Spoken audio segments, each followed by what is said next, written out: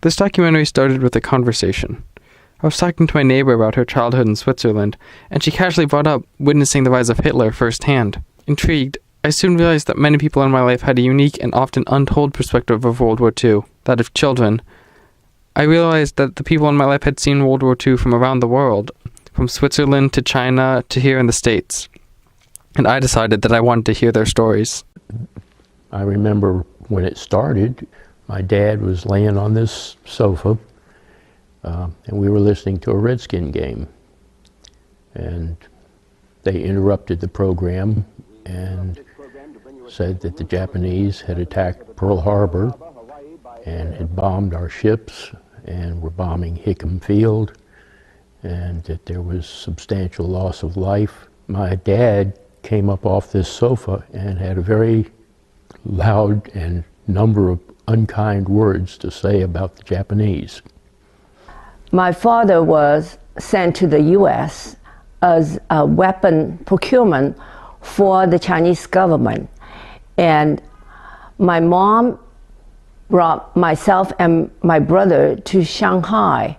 We lived with our grandparents, and our grandparents are not the loving kind of grandparents that you normally associate with. My grandmother was certifiably crazy, insane.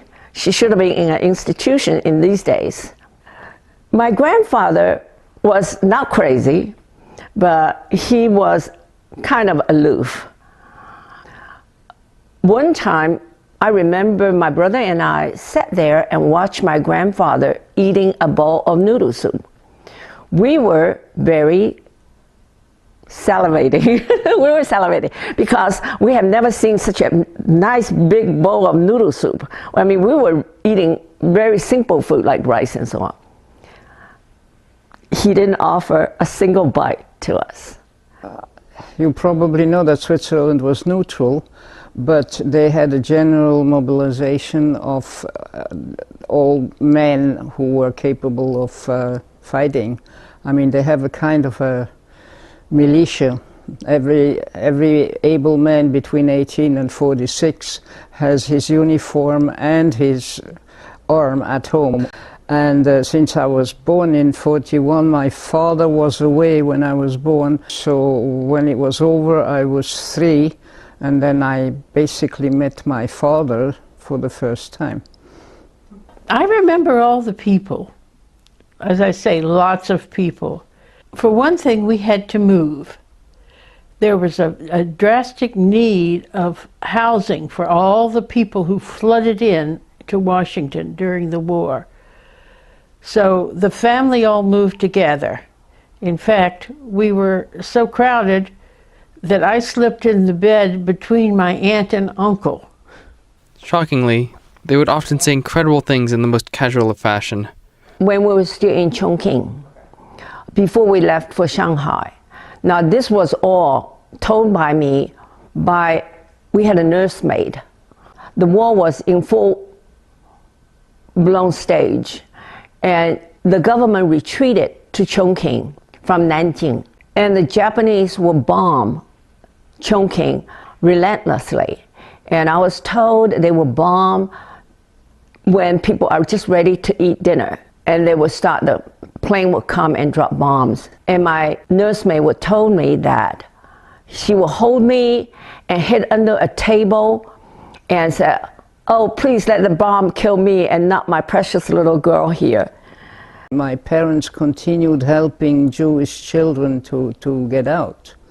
There was a smuggled route which went through Switzerland and then further, I think, to Spain, and from there to America. And my parents were part of that very much. They helped a lot. One of them would have to go to such and such place and pick up a kid and then take the train and go to Lausanne. I think they normally went down to Lausanne or Geneva and dropped the kid off there. And that I remember that they spoke about it. You know, they think the kids are asleep, you know that. Kids are asleep, they're not always asleep. Right? Right. My clearest memory was one time I was with my mother in a rickshaw. this is a kind of a vehicle with one person running and you have passengers sitting in the back. And I remembered passing by this building that had a sentry in the front. And the sentry told the rickshaw puller, said, "Hurry, get out of here."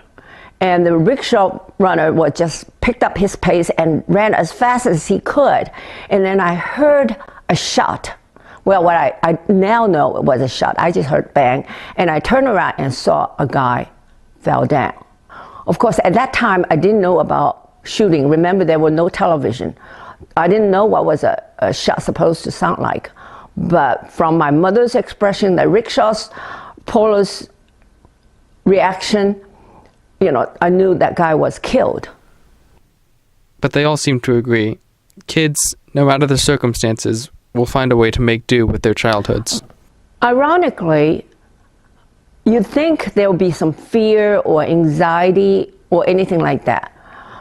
But at that age, I didn't have another childhood to compare with, not knowing what a childhood should be. So all child will consider their childhood is being normal. Even though things might have been tight to the adults, children were protected. So it was normal. How would you say that affected your childhood? Well, like I say, it probably, it probably affected it, but it wasn't something that I could really relate to because, of course, I'd never been a child before, and so didn't know what things could have been like. In hindsight, now, I feel sorry for you guys.